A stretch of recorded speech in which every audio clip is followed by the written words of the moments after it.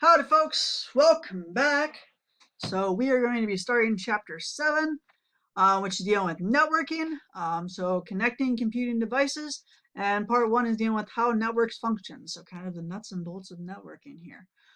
So with no further ado, let's go ahead and get started.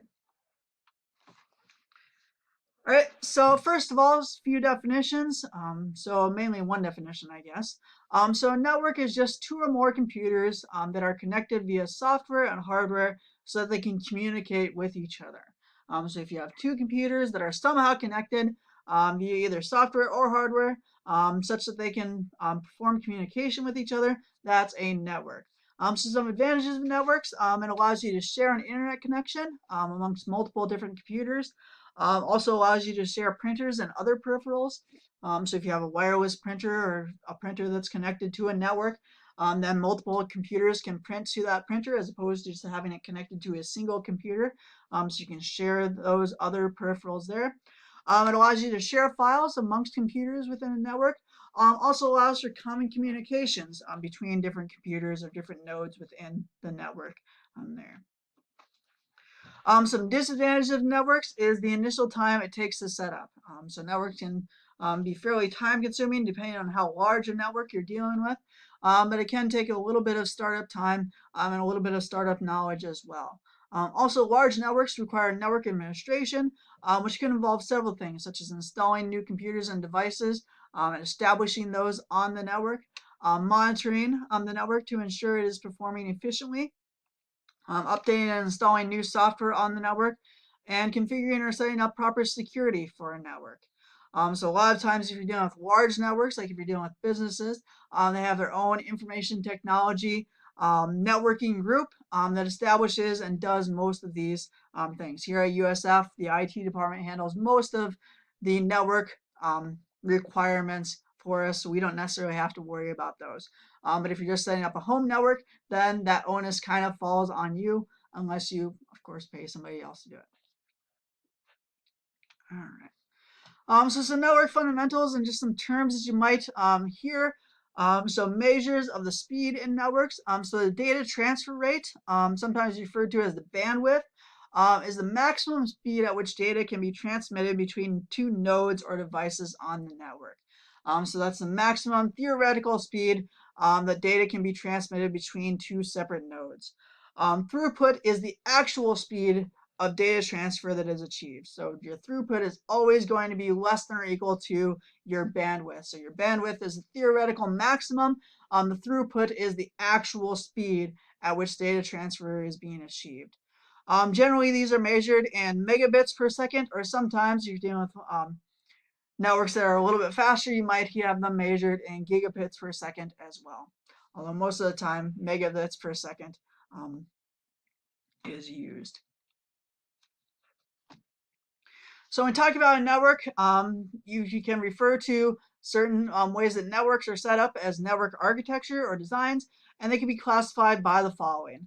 So you can classify network architectures by the distance between the nodes. You can classify different networks by the way in which the network is managed or administered.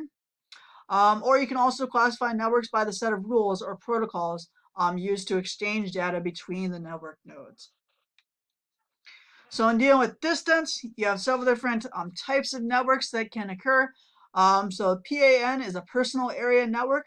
So that's just within your own personal computers and devices. Moving a step above that, you have the HAN, or the home area network. So that's sharing a network that shares devices amongst a single house. You also can have a local area network, which includes multiple buildings within the same local unit. So for example, USF's network probably would be considered a local area network since we have a bunch of buildings on campus that are connected. The metropolitan area network would be if you have certain networks that connect nodes within a metropolitan area or within different portions of a city. So I guess if you count the campus on Cliff and 69th, I forget what they call that. But yeah, so then if you count that, then maybe USF could be considered a metropolitan area network since we have two separate entities connected within the same city or metropolitan area. And then the largest type of network is the wide area network. So that includes things like the internet. So the internet would be considered a wide area network since you can have servers located throughout the world, and each of those, each node can connect to those servers from pretty much anywhere in the world. So yeah, so those are classifying the different types of network architectures based upon distance. Another way that you can classify it is by levels of administration. So in classifying networks based upon levels of administration, there are kind of two main types of networks. So there's the client-server network, which I've kind of already talked about this in previous sections. So client-server, so you have a centralized server that handles all the requests of the network, and then you have several different client nodes on the network that send requests to the server, and then the server responds to those requests accordingly. So that's the client-server approach. You could also have a peer-to-peer network where everybody is kind of on the same playing field. So everybody can both send and receive requests and answers or responses to the requests as needed there. And finally, you can also classify a network based upon the protocols that are used. So a protocol is just a standard by which nodes of a network communicate. So we kind of already talked a little bit about different types of protocols. So you have the hypertext transfer protocol, which is how information is sent and received via web pages. Other protocols, so the file transfer protocol is how files are transferred amongst nodes in a network. So the standard for wired Ethernet networks is 802.3.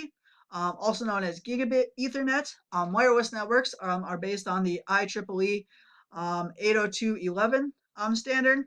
And standards are important so devices made by different manufacturers have a common language to communicate by. So again, you can assume that multiple different devices made with by multiple different manufacturers are going to be connecting to a single network. So it's important that they kind of have a common language that they can use so that you don't have to translate between the different nodes of the network there. So different components of a network. So you have your different nodes. So you have your computer, tablet, printer. Each of the nodes has a network interface card or a network interface controller inside each node that allows you to access the network. You also have network software running on each computing device as well. And then transmissions are sent via radio waves if you're dealing with a wireless network. If you're dealing with a wired network, they're transmitted through the network cables from the router to the different nodes of your network. So different transmission media.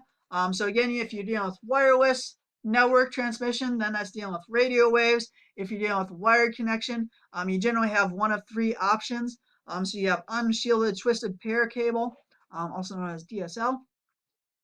You have coaxial cable, which is where you have like a cable outlet. So yeah, so I think that's the one that I have installed in my home. I think I have it through the cable. And then you also have fiber optic cable, which is more of the more recent developments, and that's through, well, fiber optic cable. All right. So some basic network hardware. So in order to connect to each node needs a network adapter, most commonly an integrated network interface card, which we talked about those when we were talking about the hardware section. Then you have a modem, which connects your network to the internet, and then a router transfers packets of data between two or more networks. And then a switch is used to transfer packets of the data within a network. So if you're transferring within a single network, then you use a switch. If you're transferring between multiple different networks, then you'd use a router there. And a lot of times, most internet service providers provide a modem and router. A lot of times those are connected into one single device, since most of the time when you're connecting to the internet, you're going to need a router because you're going to be traveling through multiple different networks there. All right. Network software. So most operating systems support peer-to-peer networking. Client-server networks communicate through a centralized server, which requires a network operating system. So something like Windows Server. I think that's the main network operating system that I've heard of. I'm sure there are other network operating systems that, again, allow for the handling of multiple different requests from multiple different nodes all at the same time and being able to handle those. Again, to connect to the different internets, you have those different media of connection. So you have cable, which is coaxial cable, similar to cable or TV wire. Cable connections are shared, so speed can drop during high usage periods. So if you have a bunch of people using the same connection, every once in a while your speed may be liable to drop there. Another type of media that's used in network connection is DSL, or digital subscriber line, which is copper wire phone line.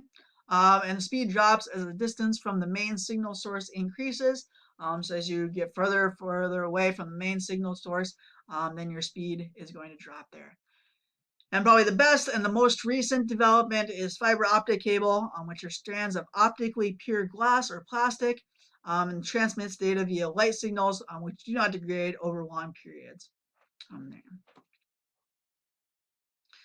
So yeah, so the reason a lot of people don't use fiber optic cable is because it also requires the infrastructure needed in order to establish those networks. So that's if you deal with wired network. If you have wireless internet access, you can have home Wi-Fi, can be accessed using a router that features wireless capabilities. So most routers do feature wireless capabilities.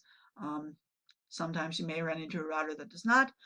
When away from home, a Wi-Fi hotspot can be used. Many public places offer such accessibility. Many restaurants as well as libraries offer Wi-Fi hotspots. And also you can use your mobile phone to create a mobile hotspot, assuming that you have the proper data connections for that as well. All right. So again, this is just kind of an intro to networking. So hopefully you found this helpful. I think that's what I wanted to get through in this section. So I'll go ahead and let you guys go. Have a lovely day, and I'll talk to you all later. Bye now.